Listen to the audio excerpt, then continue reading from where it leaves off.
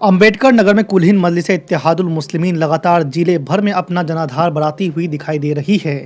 खासकर टांडा विधानसभा क्षेत्र 278 में जो एआईएमआईएम के प्रदेश सचिव इरफान पठान का गृह क्षेत्र है और एमआईएम की सबसे मजबूत सीट के रूप में भी देखा जा रहा है।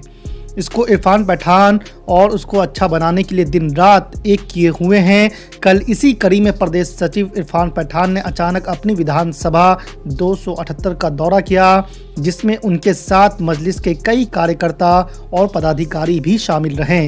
इस दौरे में प्रदेश सचिव ने कई गांवों का दौरा किया और हजारों लोगों से जनसंपर्क भी साधा, जिसमें उन्होंने फुटपाथ पर सब्जी बेचने वालों से लेकर बड़ी दुकानदारों से भी मुलाकात की और हर किसी से एमआईएम पार्टी को वोट देने की अपील भी की है। आपको बता दें कि टांडा विधानसभा में इरफान पठान की लोकप्रियता काफी ज्यादा दिखाई दे रही है। इससे पहले आपको बता दें कि सोशल मीडिया के माध्यम से टांडा का अंसारी समाज इरफान पठान द्वारा किए गए कामों को देखते हुए उनको पूरी तरह समर्थन देता हुआ देखा गया था, जो कई दिनों तक पूरे जिले में एक चर्चा का विषय भी बना रहा। चूंकि अब एमआईएम पार्टी का गठबंधन कई दलों से हो चुका है, जिसमें प्रमुख रूप से बहुजन मुक्ति मोर्चा पार्टी और बाबू सिंह कुशवाहा की जन अधिकार पार्टी भी शामिल है, जिससे अब टांडा विधानसभा में इरफान पठान को टांडा की आवाम अपने अगले विधायक के रूप में भी देख रही है। दलित, ओबीसी और मुस्लिम का ये गठबंधन खास करके टांडा विधानसभा में काफी कारगर साबित होता दिखाई दे रहा है।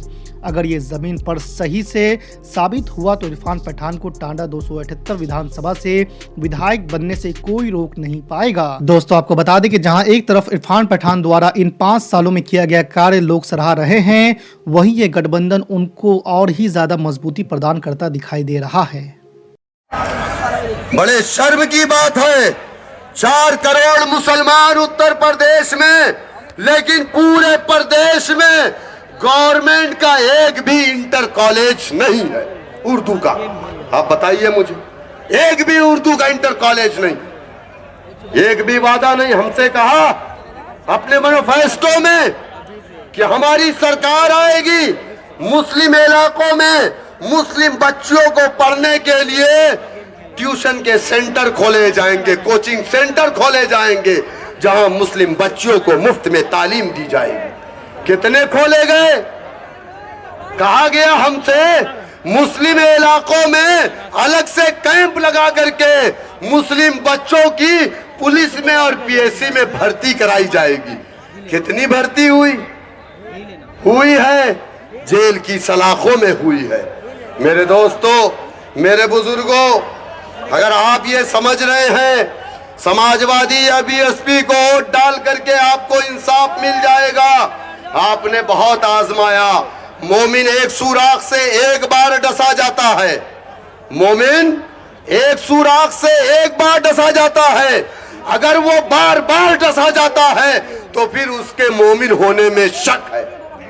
हम बार बार डसे जा रहे, फिर भी आज बात हो रही है बीजेपी को हराना है।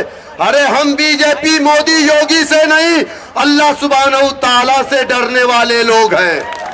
लेकिन आज मुसलमान, 832 साल हुकूमत करने वाला मुसलमान, घोड़ों की पीठ पर बैठ करके तलवार को अपने हाथों में लेकर के इलाकों को फतेह करने वाला मुसलमान, आज तलवार की जरूरत नहीं है, आज बुलेट की जरूरत नहीं है, आज अपनी उंगली को सही दिशा में ले जाने की जरूरत है। आपको इलाके को फतेह कर लेंगे। लेकिन आज अगर मगर लेकिन जाटव समाज अगर मगर लेकिन नहीं करता, वो कभी नहीं कहता कि यहां वोट डाल देंगे। आजकल लोग कहते हैं बैरिस्टर साहब बड़े अच्छे नेता हैं, बहुत काबिल हैं, बहुत अच्छा बोलते हैं, लेकिन क्या है? बोले बीजेपी को रोकना है। अरे ये आपकी जिम्मेदारी है। 7% यादव, 2% बीजेपी के साथ जाता है, मोदी को वोट डालता है, कहता है कि केंद्र में मोदी और यहां पे भैया। समझ रहे हैं कि नहीं मेरी बात? उसके तो दोनों हाथ में लड्डू है। कभी जय श्री राम के नारे लगाने लगता है, तो कभी सेकुलरिज्म के नारे, तो कभी यादव मुस्लिम भाई भाई की बात करने लगता है। उत्तर प्रदेश में सबसे ज्यादा कब्रिस्तानों पे कब्जा करने वाला कौन लोग है? अब बताओ मुझे, किसने किया है? क्या यादवों ने उन कब्रस्तानों पे कब्जे नहीं कर रखे हैं? रिकॉर्ड है मेरे पास, 400 कब्रस्तानों के रिकॉर्ड हैं जहां पर यादव समाज के लोगों ने उस कब्रस्तान पे कब्जे कर रखे हैं और समाजवादी की हुकूमत में कब्जा किया। आप बताइए मुझे। आज लोग कहते हैं एमवाई, हमारे लीडर ने कहा A to Z, आइए सबको हिस्सेदारी मिलेगी। इसीलिए हमारे सम्मेलन का नाम ब्राह्मण सम्मेलन, यादव सम्मेलन, काश्य सम्मेलन नहीं है। हमारे सम्मेलन का नाम शोषित वंचित समाज सम्मेलन है। और कोई भी है जो अपने अधिकारों से महरूम है, जिसको उसका अधिकार नहीं दिया गया, बड़ी बड़ी बातें हो रही हैं। कोई कहता है मुंडी काट लेंगे, किसी ने कहा कि हमारे लीडर को बकरा कहा किसी ने।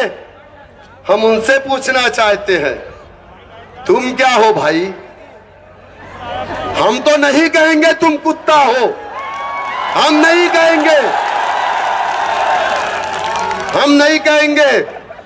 लेकिन आप मुझे बताइए, किसी ने कहा 22 लाख रुपए का इनाम दे देंगे गर्दन काटने का। अबे सब्जी बना रखा है क्या? आज उत्तर प्रदेश में एक ओवैसी नहीं है, आज उत्तर प्रदेश में करोड़ों ओवैसी है। कितने ओवैसी की गर्दन काटेगा छी महाराज? कितने ओवैसी की? 376 का मुकदमा तुम्हारे ऊपर है। अब ये बीजेपी के तमाम जोकर बाहर आएंगे। बीजेपी भारतीय जोकर पार्टी, अब एक एक करके सब बाहर आएंगे। अभी इनके मुंह में जाबा लगा हुआ था, जैसा आप लोग अपने भैंसे के मुंह में लगाते हैं ना, वैसा लगा था। अब वो खोल दिया गया है। अभी तो साक्षी बोला है, अब गिरिराज सिंह भी बोलेगा, जो पाकिस्तान का एक्सपर्ट हमारे लीडर के मुताबिक। तो मेरे दोस्तों, मेरे बुजुर्गों, मैं चाहता हूं कि आज आप हमारे लीडर को सुने, और ये जो भीड़ आई है ना, वो हमारे कायद को सुनने के लिए आई है। लेकिन आप उनकी बातों को सुनेंगे, उस पर अमल करेंगे कि नहीं करेंगे? करेंगे ना इंशाअल्लाह। 2022 में अगर मगर लेकिन नहीं, वोट किसको करेंगे? किसको करेंगे? मंझा बहुत तेज है, सबकी डोर हमारा मांझा काटेगा इंशाअल्लाह ताला।